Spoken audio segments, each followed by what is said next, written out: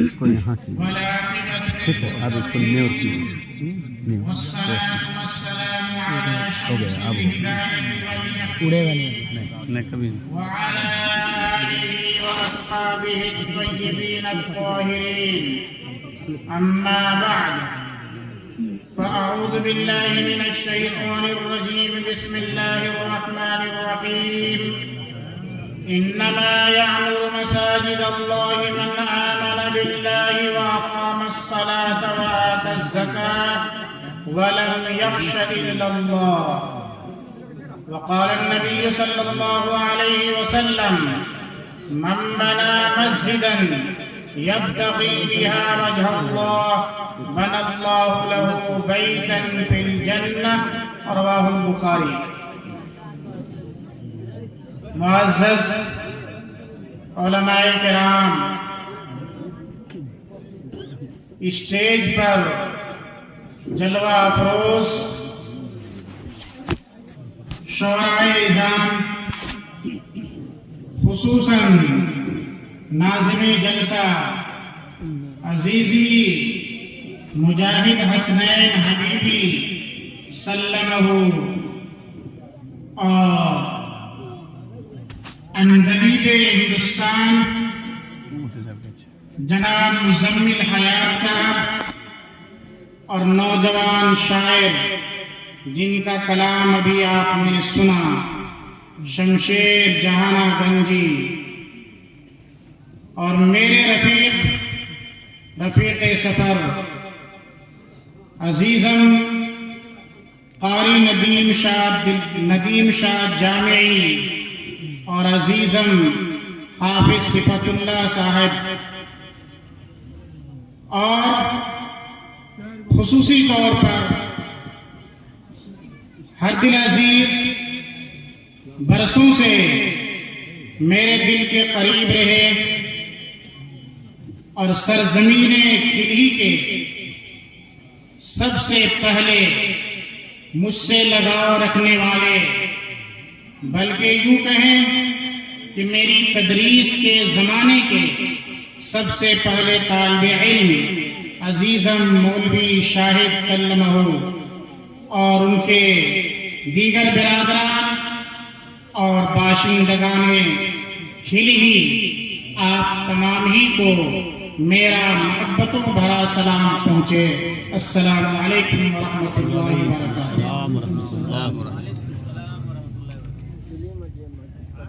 آج کا یہ اجلاس جس عنوان سے رکھا گیا ہے، وہ عنوان ہم اور آپ کے سامنے میں ہے: سنگ بنیاد جامع مسجد. عنوان سنگ بنیاد کے بجائے توسیع جامع مسجد ہونا چاہیے تھا، اس لیے کہ مسجد کی بنیاد اور جامع مسجد کی بنیاد تو پہلے سے وہاں پڑی ہوئی تھی، اور برسوں سے ہم اور آپ اس میں نماز پڑھتے ہوئے چلے آ رہے ہیں. آج کا یہ اجلاس در حقیقت نمازیوں کی بڑھتی تعداد کی وجہ سے مسجد کو وسیع بنانے، اس کو بڑی بنانے، آنے والی جنریشن، آنے والی نسلیں 5 وقتہ نماز، جمعے کی نماز اس میں بآسانی دیگر تمام سہولیات کے ساتھ کس طریقے سے پڑھ سکے، اس کے لیے آج کا یہ اجلاس منعقد کیا گیا ہے. تو مسجد کی توسیع مقصود ہے. اصل میں مسجد کا سنگ بنیاد یا بنیاد تو اس کی پہلے سے موجود ہے.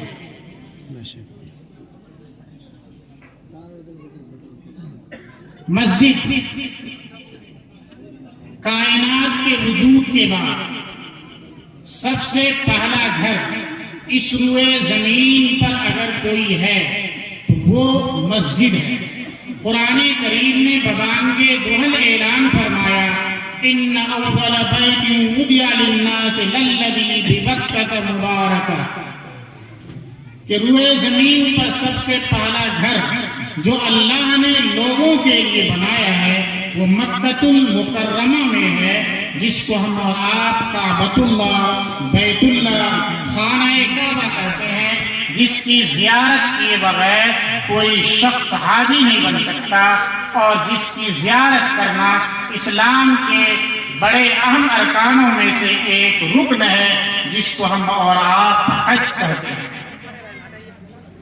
تو اس روئے زمین پر سب سے پہلا گھر اگر بنایا ہے تو اللہ نے اپنی عبادت کے لیے بنایا ہے۔ اس سے ہم اور آپ مسجد کی، خانہ کعبہ کی یا دنیا میں جتنی بھی مساجد ہے ان تمام کا سلسلہ نسب کہیے، ان تمام کی کڑی کہیے، اسی بیت اللہ سے، اسی کعبۃ اللہ سے جا کر کے ملتی ہے۔ اس سے دنیا میں جتنی بھی مسجدیں ہیں ان تمام مسجدوں کی اہمیت کا پتہ چلتا ہے۔ اللہ تبارک و تعالیٰ نے فرمایا وَأَنَّ الْمَسَاجِدَ لِلَّهِ کہ مسجدیں جتنی بھی ہیں وہ کسی ایک شخص کی نہیں ہیں، غیر اللہ کی نہیں ہیں۔ وقتی طور پر تعارف کے لیے، پہچان کے لیے، لوگوں کی معلومات کے لیے آپ نام رکھ دیں کہ یہ نبوی مسجد ہے یا یہ بیت اللہ ہے یا فاطمی مسجد ہے، مسجد علی ہے، مسجد ابن عباس ہے، جامع مسجد ہے، مسجد مریم ہے، جو بھی نام آمینہ دے دیں، لیکن حقیقت کے اعتبار سے جتنی بھی مسجد ہے وہ تمام کے تمام خالصتاً اللہ کے ہیں۔ مسجدیں کیوں بنائی جاتی ہیں؟ انسانیت کا جو وجود بلکہ مخلوق کی خلقت کا، ان کی پیدائش کا جو مقصد ہے وہ صرف اور صرف عبادت ہے۔ اللہ نے فرمایا وَمَا خَلَقْتُ الْجِنَّ وَالْإِنسَ إِلَّا لِيَعْبُدُونِ کہ ہم نے پوری جو کائنات بنائی ہے اور خصوصی طور پر اس کائنات کی دو عظیم مخلوق جس کو ہم نے مکلف بنایا ہے، عبادت کا بوجھ اور بار ان کے اوپر ڈالا ہے، جنات اور انسان، اس کی تخلیق ہم نے صرف اور صرف اپنی عبادت کے لیے کی ہے۔ ظاہر بات ہے کہ عبادت کے لیے کوئی نہ کوئی گھر چاہیے، کوئی نہ کوئی مکان چاہیے، کوئی نہ کوئی جگہ چاہیے جہاں تمام دنیا کے تمام جھمیلوں سے پاک صاف ہو کر کے آدمی آئے اور ایک خالص اللہ کے سامنے سرب سجود ہو کر کے اس سے عاجزی و انکساری کے ساتھ، تواضع کے ساتھ رو کر کے، گڑ گڑا کر کے اپنی مغفرت کی دعائیں مانگے اور اپنے روٹھے رب کو منوانے کی بھرپور کوشش کرے۔ اسی مقصد کے لیے مسجدیں تعمیر کی جاتی ہیں۔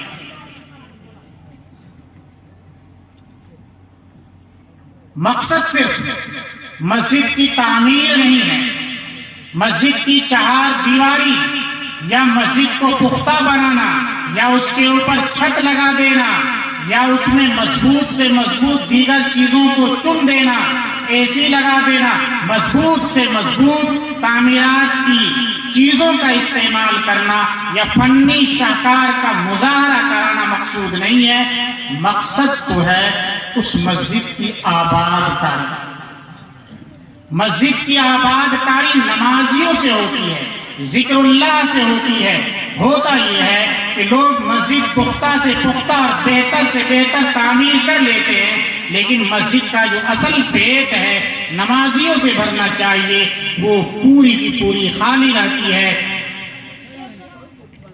شب بھر میں مسجد تو بنا لی، شب بھر میں ایمان کی حرارت والوں نے، مسجد تو بنا لی شب بھر میں ایمان کی حرارت والوں نے، من اپنا پرانا پاپی تھا برسوں سے نمازی بن نہ سکا۔ مسجد تو لوگ بنا لیتے ہیں۔ ابھی اناؤنسر صاحب نے بتایا، حضرت مولانا طاہر حسین صاحب غیابی نور اللہ مرقدہ نے ایک ہی مجلس میں 2 کروڑ سے اوپر کا چندہ کروایا، اور انہوں نے کہا کہ اگر ان کے پاس کوئی ایسی ٹیکنالوجی ہوتی کہ رات بھر میں مسجد بنیاد سے لے کر کے چھت تک اور پوری بن سکتی تھی تو ان لوگوں میں ایسا جوش و خروش تھا کہ وہ یہ کام کر سکتے تھے۔ یقیناً یہ اہل ایمان ہونے کی دلیل ہے اور ایک ایمان والے میں یہ چیز ہونی چاہیے، لیکن مقصد صرف در و دیوار کا تعمیر کر لینا نہیں ہے۔ مسجدیں مرثیہ خواہ ہیں، ہائے کوئی نمازی نہ رہا، مسجدیں مرثیہ خواہ ہیں، ہائے کوئی نمازی نہ رہا، رہ گئی رسم ازاں روح بلالی نہ رہی، ہو یہ رہا ہے۔ مؤذن حی علی الصلاۃ حی علی الفلاح کی صدا دے رہا ہے، لوگوں کو بلا رہا ہے، آؤ کامیابی کی طرف، لوگوں کو بلا رہا ہے آؤ نماز کی طرف، اور لوگ پھاوڑا اٹھائے کدال اٹھائے چل رہے ہیں کھیتوں کی طرف۔ وہ یقین کر رہے ہیں کہ اگر ہم آج سویرے کھیت میں نہیں گئے، ہم نے کھیت میں گیہوں کا بیج نہیں ڈالا، مکئی کا بیج نہیں ڈالا، تو کل ہمارے بچے کیا کھائیں گے۔ یقین یہاں بنا ہوا ہے۔ یقین اگر اس بات پر ہوتا کہ مسجد میں ہم جائیں گے اپنے روٹھے رب کو بنوائیں گے تو خزانہ غیب سے امداد آئے گی۔ وَيَرْزُقْهُ مِنْ حَيْثُ لَا يَحْتَسِبُ، اللہ ایسی جگہ سے ہمیں رزق دے گا جو ہمارے وہم و گمان بھی نہیں ہوگا۔ ہمارا ایمان بالغیب نہیں رہ گیا ہے، ہمارا ایمان بالجیب رہ گیا ہے۔ صرف جیب پر، روپیوں پر، کوڑیوں پر، پیسوں پر، زمین و جائیداد پر اور دیگر چیزوں پر ہمارا یقین بن رہا ہے۔ مجھ سے پہلے خطیب نے آپ کے سامنے بڑی اچھی گفتگو کی اور کہا انہوں نے عقائد کے اعتبار سے یا کہہ لیجئے کہ قول و فعل کے اعتبار سے گرچہ ہم اور آپ مسلمان ہیں لیکن عملی اعتبار سے دیکھا جائے تو ہم اور آپ میں مشرکانہ عمل پایا جاتا ہے، اور ہم اور آپ اچھے خاصے پڑھے لکھے لوگوں کے اندر بھی شرک پایا جاتا ہے، اس لیے کہ ہم اور آپ نے کلمہ پڑھا لا الہ الا اللہ محمد الرسول اللہ، کہ کوئی کارساز نہیں ہے، کوئی کام بنانے والا نہیں ہے، بگڑی بنانے والی ذات اللہ کی ہے۔ دنیا میں ایک پتا بھی اپنی مرضی کے مطابق ہلنا چاہے، حرکت کرنا چاہے تو نہیں کر سکتا، ایک تنکا بھی نہیں گر سکتا۔ ہم اور آپ زبان سے یہ چیز کہہ رہے ہیں لیکن ہمارا دل میں اس پر اعتماد نہیں ہے، یقین نہیں ہے، دل میں ہمارے اندر اس چیز کا عزم نہیں ہے، ہم اس چیز پر عقیدہ نہیں رکھتے ہیں۔ اگر عقیدہ رکھتے تو ہم شیر سے، بلی سے، چوہے سے، چیتے سے اور نہ معلوم کن کن چیزوں سے خائف ہوتے ہیں، نہیں ڈرتے۔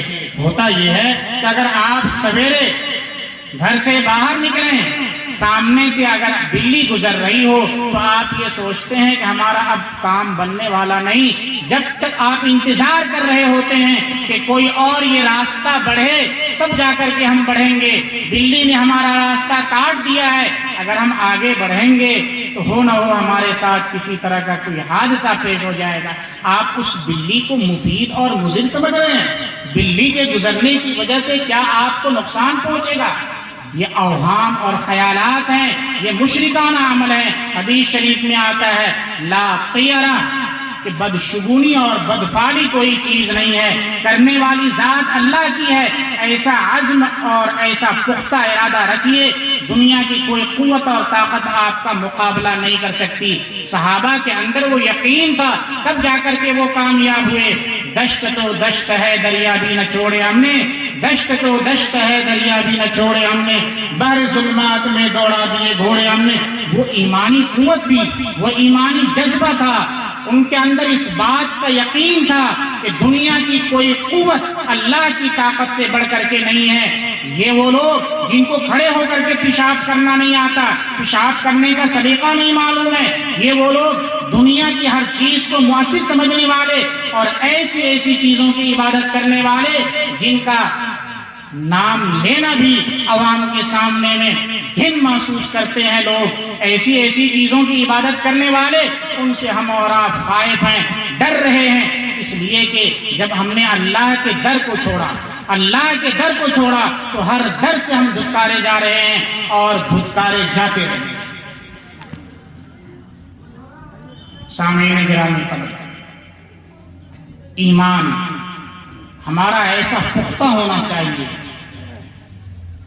کہ دنیا کی کوئی قوت اور طاقت ایمان سے ہم کو ہٹا نہ سکے۔ آج پوری دنیا اور خصوصی طور پر ہمارا ملک ہندوستان فکری ارتداد کا شکار ہے۔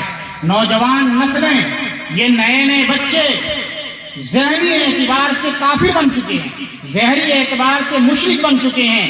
ان کا حلیہ، ان کا سانچہ، ان کا ڈھانچہ، بھلے انہوں نے کرتا اور پاجامہ پہن رکھا ہو، چہرے پر داڑھی سجا رکھی ہو، سر پہ ٹوپی پہن رکھی ہو، لیکن وہ کھوکھلے ہو چکے ہیں۔ اس لیے کہ ایمان اس کا مزمحل ہو چکا ہے، ایمان اس کا بوسیدہ ہو چکا ہے، اور قیامت کی وہ نشانیاں جو نبی کریم صلی اللہ علیہ وسلم نے بیان فرمائی تھی، بدأ الاسلام غریبا وسیعود غریبا، ایسا منظر پیش کیا جا رہا ہے، ایمان دل سے نکل چکا ہے۔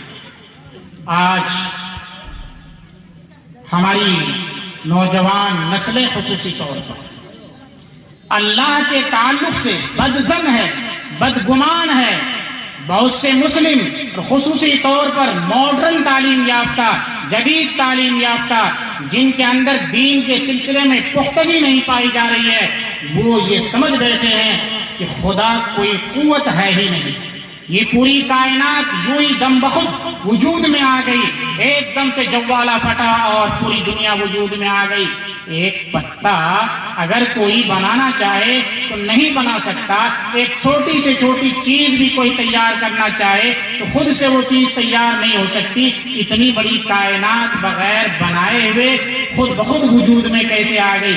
ایمان لوگوں کا سلب ہو رہا ہے، ڈگمگا رہا ہے، اور وہ بچیاں ہماری جو اسکولوں، کالجوں کا، کنوینٹوں کا اور دیگر ایسے عیسائی کمشنری کے اداروں کا رخ کر رہی ہیں جہاں ایمان نام کی کوئی چیز نہیں پائی جاتی، وہ ہر اعتبار سے دین سے پھر چکی ہے، وہ اپنی مرضی کے مطابق زندگی گزارنا چاہتی ہے۔ اہل ایمان کا جو وتیرہ اور شیوا ہونا چاہیے تھا وہ چیز اس میں موجود نہیں ہے۔ حالانکہ ایک ایمان والے ہونے کے ناطے چاہے ہماری جان ہو، ہمارا مال ہو، ہم اسے اپنی مرضی کے مطابق جب چاہیں جہاں چاہیں خرچ نہیں کر سکتے۔ کیوں؟ اللہ نے اعلان فرمایا ان اللہ اشتری من المؤمنین انفسهم واموالهم بان لهم الجنہ، نہ یہ جان ہماری ہے، نہ یہ مال ہمارا ہے، ہمارے پاس جتنی چیزیں ہیں ان میں سے کوئی چیز ہماری نہیں ہے، یہ سب کا سب اللہ کی امانت ہمارے پاس ہے۔ اللہ کی مرضی کے مطابق نہ ہم اور آپ اپنی جان کہیں لگا سکتے ہیں اور نہ ہی مال کہیں صرف کر سکتے ہیں۔ یہ جو واویلا مچاتے ہیں لوگ کہ ہمارا مال ہے، ہمارا مال ہے، ہم جہاں چاہیں خرچ کریں، ہم جو چاہیں عیاشیاں کر لیں، جو چاہیں اوباشیاں کر لیں، جس طریقے سے چاہے زندگی گزار لے، یہ ان کی بڑی بھول ہے۔ اور جب یہی بھول ہماری باقی رہے گی اور اسی نہج پہ ہم قائم رہیں گے تو جس طریقے سے ہم ذلیل و رسوا ہو رہے ہیں، ذلیل و خوار ہو رہے ہیں، گاجر مولی کی طرح کاٹے جا رہے ہیں، ہر طرف مسلمانوں کے خلاف ایک پلاننگ اور سازش کی جا رہی ہے، اس سے کہیں اور زیادہ ہوگا۔ کسی شاعر نے کہا ہے ابھی تو ابتدائے عشق ہے روتا ہے کیا، ابھی تو ابتدائے عشق ہے روتا ہے کیا۔ کئی شعرا یہاں موجود ہیں اس میں تھوڑی سی ترمیم کے ساتھ، ابھی تو ابتدائے اذیت ہے روتا ہے کیا، آگے آگے دیکھ ہوتا ہے کیا۔ یہ جو ہمیں ستایا جا رہا ہے اور نہ معلوم اس ملک میں کیسے کیسے قوانین پاس کر کے ہماری جائیداد ہی کو ہم سے چھیننے کی کوشش کی جا رہی ہے، ہمارے گھروں بار پر قبضہ کرنے کی کوشش کی جا رہی ہے، اور لوگ ٹکٹکی باندھے کھڑے ہیں کہ کب اس گھر سے ان لوگوں کو نکالیں اور ہم اس گھر پر اپنا قبضہ کریں۔ یہ ہماری یہی صورتحال رہی تو ہو کر کے رہے گا، اس لیے کہ ہم اور آپ حقیقت کے اعتبار سے مومن نہیں رہ گئے ہیں۔ ہماری جو صورتحال ہے وضع تو تم ہو نہ وضع میں تم ہو نصارا تو تمدن میں ہنود، وضع میں تم ہو نصارا تو تمدن میں ہنود، جو مسلمان ہیں جنہیں دیکھ کے شرمائے ہنود۔ ہماری صورتحال ایسی ہے، نہ ہماری شکل و صورت مسلمانوں جیسی لگتی ہے، نہ ہمارا طور و طریق مسلمانوں جیسا لگتا ہے، نہ ہمارے اخلاق و عادات و اطوار مسلمانوں جیسے لگتے ہیں۔ ہم ایک لمحے کے لیے بھی ایک مومن کامل کی طرح نہیں دکھتے ہیں، اور پھر ہم امیدوار ہیں غیبی مدد کی۔ کیا اللہ کی غیبی مدد آئے گی؟ اللہ کی غیبی مدد آنے کے جو شرائط ہیں وہ شرائط اگر ہم میں پائے جائیں یقینی طور پر غیبی مدد آئے گی۔ یہ سارے کے سارے جو کچھ بھی ہو رہے ہیں ہمارے اعمال بد کی وجہ سے ہو رہے ہیں، ہمارے گناہوں کی وجہ سے ہو رہے ہیں۔ کسی شاعر نے کہا ہے یہ اعمال بد کی پاداش ہے ورنہ، یہ اعمال بد کی پاداش ہے ورنہ۔ کہیں شیر بھی حل میں جوتے جاتے ہیں، کہیں آپ نے دیکھا ہے کہ شیر کو لوگ جوتنے کے لے جاتے ہوں؟ مسلمان ایک شیر کی حیثیت سے کہا، مسلمان اس زمین پر کبھی بھی مغلوب ہونے کے لیے نہیں آیا تھا، کبھی بھی محکوم بننے کے لیے نہیں آیا تھا. مسلمان حاکم، حکمراں اور غالب بننے کے لیے آیا تھا، لیکن ان کے کالے کرتوتوں نے انہیں مغلوب بنایا، محکوم بنایا. کسی نے کہا ہے وہ دراصل کسی اور موضوع کے لیے، لیکن آپ اسے یہاں بھی فٹ کر سکتے ہیں. ہمیں اپنوں نے لوٹا ہے، اوروں میں کیا دم تھا. ہمیں اپنوں نے لوٹا ہے، اوروں میں کیا دم تھا. ہماری کشتی وہیں ڈوبی جہاں پانی کم تھا. تو ہمارے اعمال اسی لائق ہیں جس کی وجہ سے ہم اور آپ جہاں کہیں ڈوب رہے ہیں. اگر ہم اور آپ یوں چاہتے ہیں کہ کامیابی اور کامرانی ہمیں ہمارا قدم چومے، تو ہم اور آپ کو اسی طور و طریق کو اختیار کرنا ہوگا جس طور و طریق پر چل کر کے صحابہ، تابعین اور تبع تابعین کی جماعت کامیاب ہوئی ہے. وَأَنْتُمُ الْأَعْلَوْنَ إِن كُنتُم مُؤْمِنِينَ. اگر ہمارے اندر ایمان کامل ہے، یقین محکم ہے، یقینی طور پر ہمارا غلبہ ہوگا، ورنہ ہماری داستان تک نہ ہوگی داستانوں میں. معزز سامعین کرام، آج کا یہ اجلاس سنگ بنیاد یا یوں کہہ لیجئے کہ توسیع جامع مسجد کے عنوان سے. مسجد صرف چہار دیواری کا نام نہیں ہے، مسجد در و دیوار کا نام نہیں ہے. مسجد فرش سے لے کر کے عرش تک کا پورا حصہ مسجد ہوا کرتا ہے. در و دیوار ٹوٹ جائے لیکن اس کی عزت، اس کے احترام میں کسی طرح کی کوئی کمی نہیں آنی چاہیے. اسی بے ادبی کی وجہ سے، ادب و احترام کی کمی کی وجہ سے بہت سی مسجدیں ہم نے اپنے ہاتھوں سے کھوئی. مسجد کے لیے ہم اور آپ جہاں دل کھول کر کے تعاون کریں، ہم سے جتنا بن پڑتا ہے اتنا ہم مسجد میں لگائیں. ہمارے ایک مقرر نے آپ کو بہترین رائے دی، مشورہ دیا کہ آپ کس طریقے سے مسجد کا تعاون کر سکتے ہیں. اس مشورے پر عمل کریں اور دل کھول کر کے اس مسجد کے لیے تعاون کریں، اور سب سے بڑھ کر کے یہ کہ آپ اس کے نمازی بنیں، اس مسجد کے پیٹ کو بھریں. ورنہ مسجدیں اس ملک میں سینکڑوں ایسی ہیں جو ایک نمازی کے لیے بھی ترس رہی ہیں، اور ایک بھوک کا عالم ہے، خوف اور ڈر کا عالم ہے. مسجد اس بات کے لیے ترس رہی ہے کہ کوئی آئے اور یہاں اللہ اکبر کی صدا بلند کرے. اس لیے آپ مسجد کو آباد کرنے والا بنیں. مسجد کی آبادی کے جو شرائط ہیں، آپ بہتر سے بہتر امام رکھیں.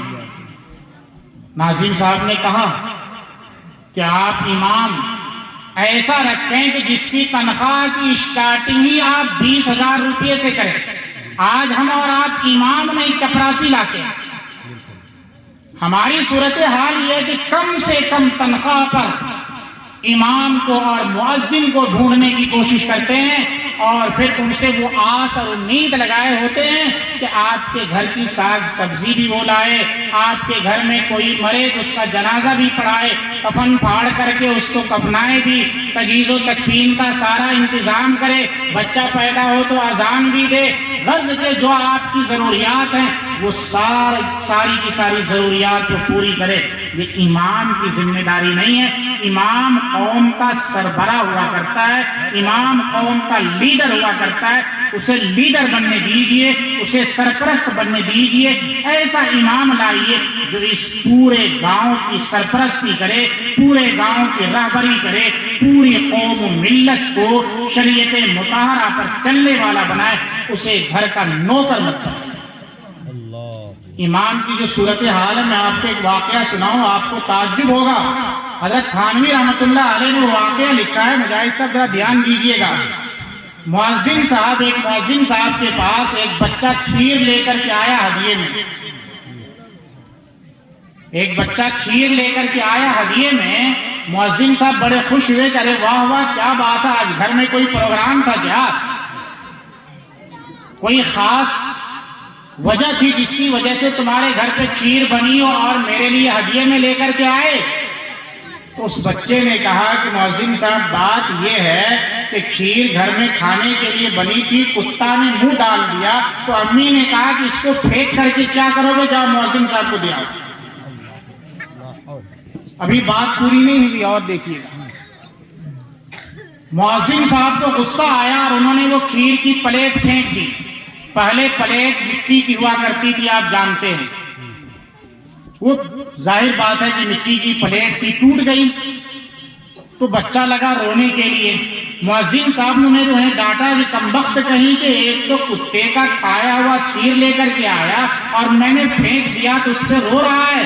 بچے نے جو بات کہی اسے دھیان سے سنیے، اور اس قوم میں امام کا اور مؤذن کا کیا مقام ہے وہ دیکھیے۔ یہ قوم کاٹی نہیں جائے گی، پیسی نہیں جائے گی، اور انہیں ذلیل و رسوا نہیں کیا جائے گا، ان کی مسجدیں نہیں چھینی جائیں گی، تو پھر کیا ہوگا؟ اس بچے نے کہا کہ میں اس لیے رو رہا ہوں کہ اس پلیٹ میں امی میرے بابو کا، بھیا کا، چھوٹے بچے کا دودھ پھینکا کرتی تھی، اب یہ ٹوٹ گئی ہے، اماں مجھے مارے گی، اس لیے میں رو رہا ہوں۔ ارے بات سمجھ میں آئی آپ لوگوں کو؟ یہ صورتحال ہے، کریلا نیم چڑھا جسے بولتے ہیں۔ ایک تو کتے کا جھوٹا کھیر لا کر کے دیا، اور دوسرا یہ کہ وہ بھی کھیر ایسی پلیٹ میں جس میں بچے کی گندگی پھینکی جا رہی ہے۔ امام کا، مؤذن کا جب یہ مقام و مرتبہ ہوگا تو یقینی طور پر وہ امام غلام ہی بنے گا، وہ امام کبھی بھی لیڈر نہیں بن سکتا۔ آج ہم اور وہ مال جسے خود کے لیے پسند نہیں کرتے ہیں، بہت سی جگہوں میں لوگ ہم سے مسائل پوچھتے ہیں کہ صدقہ، خیرات اور منفیرہ، عشرہ وغیرہ یہ مال امام صاحب کو دے سکتے ہیں یا نہیں؟ ہماری سوچ کتنی گری ہوئی ہے۔ اس کو بدن کا میل کچیل کہا گیا ہے، اور اس کی ادائیگی سے مال پاک صاف ہو جاتا ہے۔ اس میل کچیل کو ہم اس ہستی کے حوالے کرنا چاہ رہے ہیں جس کے پیچھے میں ہم نماز پڑھیں گے، جو مرنے کے بعد ہمارے باپ کا، ہماری ماں کا جنازہ پڑھائے گا، جو ہم پیدا ہونے کے بعد ہمارے بچے کے کان میں آ کر کے اذان دے گا۔ اس امام کے لیے ہم عشرہ، صدقہ، خیرات اور زکوٰۃ کے پیسے انہیں دینا چاہتے ہیں۔ یہ قوم ذلیل و خوار نہیں ہوگی تو اور کیا ہوگا؟ ذلیل و خوار کے، رسوا ہونے کے، کٹنے کے، پسنے کے، مرنے کے تمام سامان ہم نے تیار کر لیا ہے، بس کسی ایک آفت کا انتظار ہے۔ وہ آفت آئی اور ایک لمحے میں ہم اور آپ کو نیست و نابود کر دیا جائے گا۔ آج فلسطین کی صورتحال ہمارے اور آپ کے سامنے ہے۔ وہ لڑائی صرف فلسطین کی لڑائی نہیں ہے، وہ لڑائی پوری امت مسلمہ کی لڑائی ہے۔ یہ حالات بھی کیوں بن رہے ہیں؟ چند سالوں پہلے بابری مسجد کا فیصلہ آیا، ابھی 6 دسمبر گزرا ہے، دسمبر کا ہی مہینہ چل رہا ہے، سارا کچھ سپریم کورٹ نے تسلیم کیا کہ یہ مسجد تھی، مسجد توڑ کر، کسی مندر کو توڑ کر کے مسجد نہیں بنائی گئی، غلط طریقے سے لوگوں نے اس میں مورتیاں رکھی۔ ساری کی ساری چیزوں کو تسلیم کرنے کے باوجود فیصلہ بہمت والے باشندوں کے، اکثریت والی آبادی کے حق میں سنایا جاتا ہے۔ کیوں؟ یہ اعمال بد کی پاداش، یہ فیصلے ہم اور آپ کروا رہے ہیں۔ مسجدیں رو رہی ہیں، سنسان پڑی ہوئی ہے، کوئی اس میں اذان دینے والا نہیں، تو وہ مسجدیں ہم سے چھینی نہیں جائیں گی تو کیا ہوگا؟ کئی ساری مسجدیں، آبادی اگر ابھی ماشاءاللہ یہاں لوگ بیٹھے ہیں یا اور کسی طریقے کا ناچ گانے کا پروگرام ہوتا تو اس سے کہیں زیادہ مجمع ہوتا، تب تو لوگوں کو دعوت دینے کی بھی ضرورت نہیں پڑتی۔ بیچارے یہاں کے لوگوں نے گھوم گھوم کر کے دعوت نامے دیے ہیں کہ آئیے گا اور پروگرام سنیے گا۔ بتائیے، دین کی بات سننے کے لیے دعوت دینے کی ضرورت پڑ گئی؟ آپ کے کانوں تک صرف یہ آواز پہنچ جاتی کہ فلاں علاقے میں علماء کرام کا ورود مسعود ہو رہا ہے، فلاں علاقے میں شعراء اعظام تشریف لا رہے ہیں، دین کی باتیں ہوں گی، منقبت کے اشعار ہوں گے، نذرانے عقیدت و محبت پیش کیا جائے گا۔ ہم اپنی جھولی کو پر کریں گے اور ان کے مواعظ حسنہ کو سن کر کے اپنی عاقبت کو، اپنی آخرت کو سنوارنے کی کوشش کریں گے. یہ فکر ہونی چاہیے. بہت سے لوگ تو روٹھے ہوں گے کہ ہمیں دعوت نہیں دی، مولوی شاہد نے ہمیں دعوت نہیں دیا، ہم جا کر کے کیا کریں گے. ایسا لگ رہا ہے کہ مولوی شاہد اپنی بیٹی کی شادی کر رہے ہیں. یہ صورتحال ہے. اس لیے اپنے آپ کو سدھاریے، اپنے آپ کو سنبھالنے کی کوشش کیجیے، شریعت مطہرہ کے مطابق زندگی گزارنے کی کوشش کیجیے، اپنے اخلاق و ادوات اور طور و طریق کو نبی کریم صلی اللہ علیہ وسلم کی سنت کے مطابق کرنے کی کوشش کیجیے.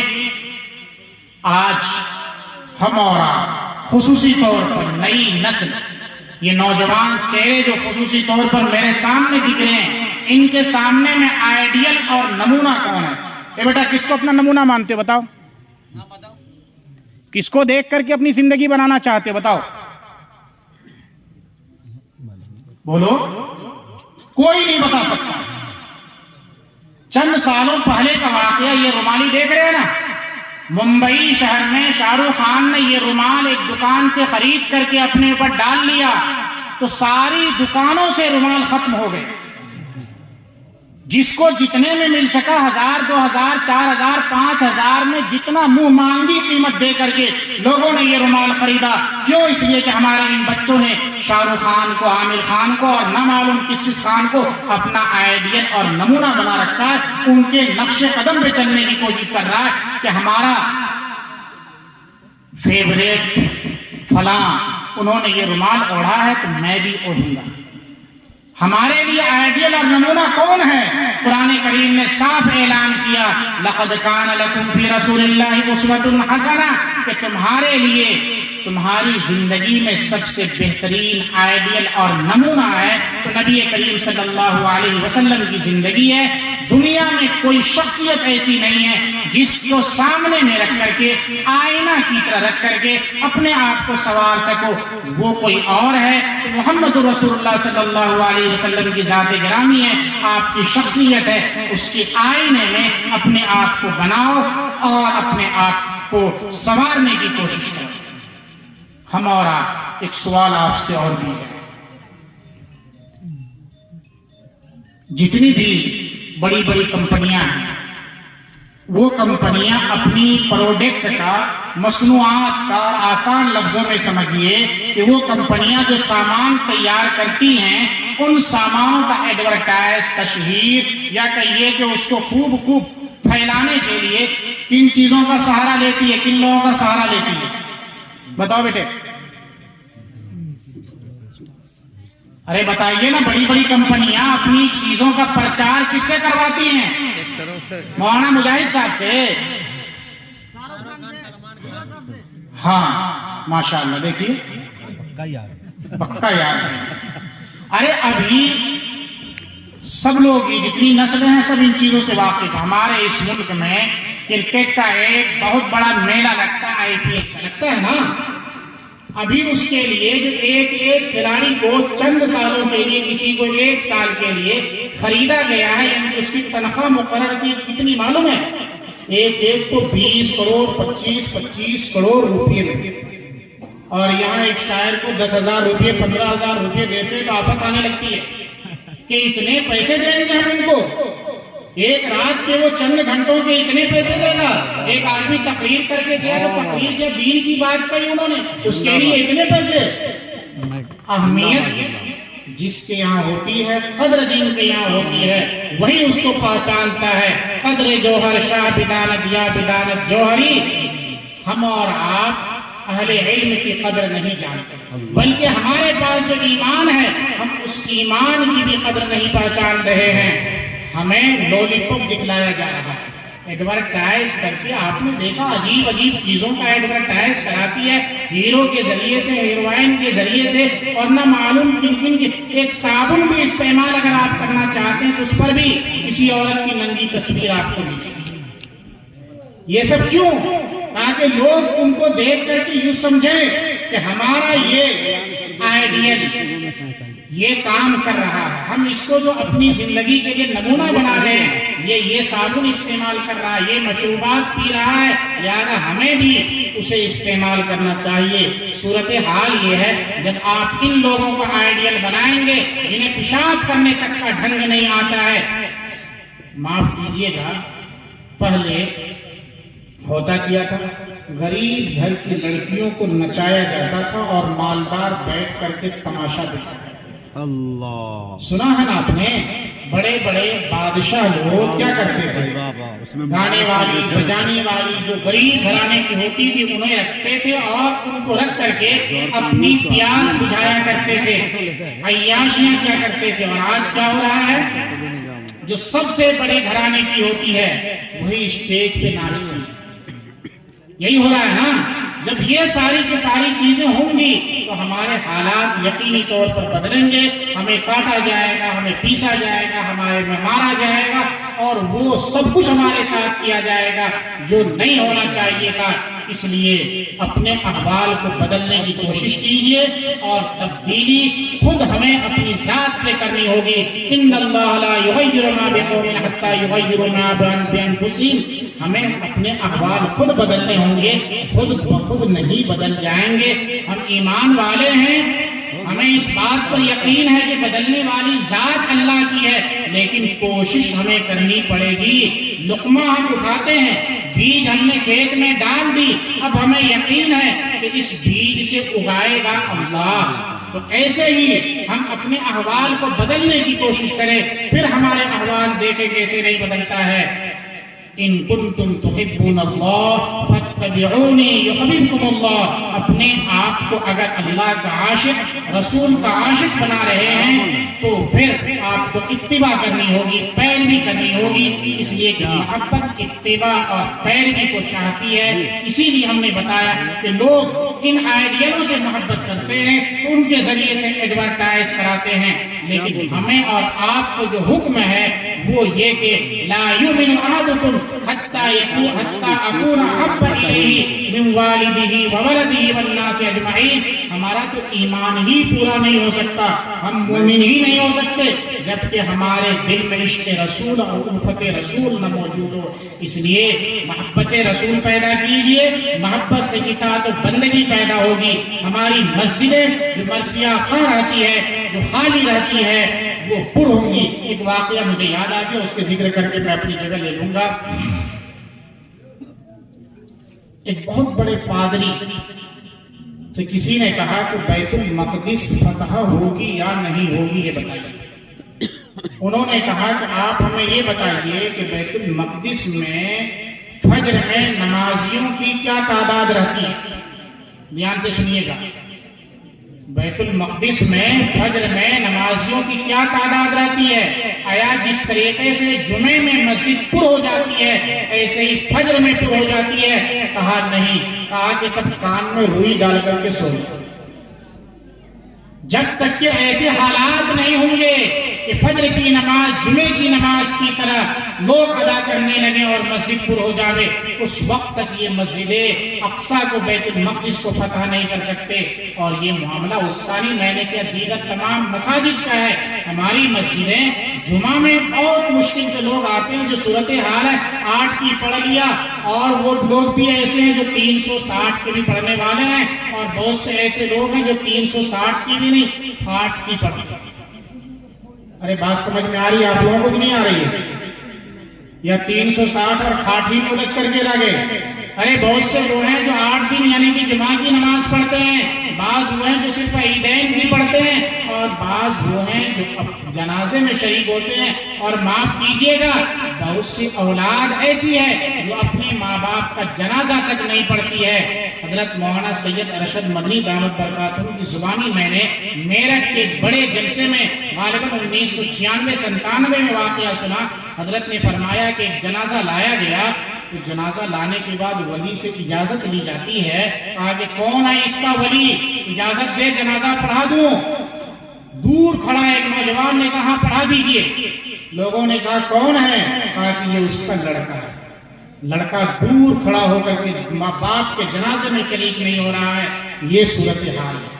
یہ ہم اور آپ اتنا رونا رو، ایک دو زخم نہیں جسم ہے سارا چھلنی، ایک دو زخم نہیں جسم ہے سارا چھلنی، درد ہے راہیں کہ اٹھے تو کہاں سے اٹھے، یہ صورتحال ہے۔ اس لیے اپنے احوال کو بدلیے اور اس چیز کی طرف لوٹیے جس چیز پر چل کر کے صحابہ نے، تابعین نے اور تبع تابعین نے کامیابی حاصل کی ہے۔ اللہ تبارک و تعالی ہم اور آپ کو مسجد کی حقیقی تعمیر یعنی کہ مسجد کی آبادی اور اپنے آپ کو شریعت مطہرہ کے مطابق زندگی گزارنے والا بنائے۔ وما علینا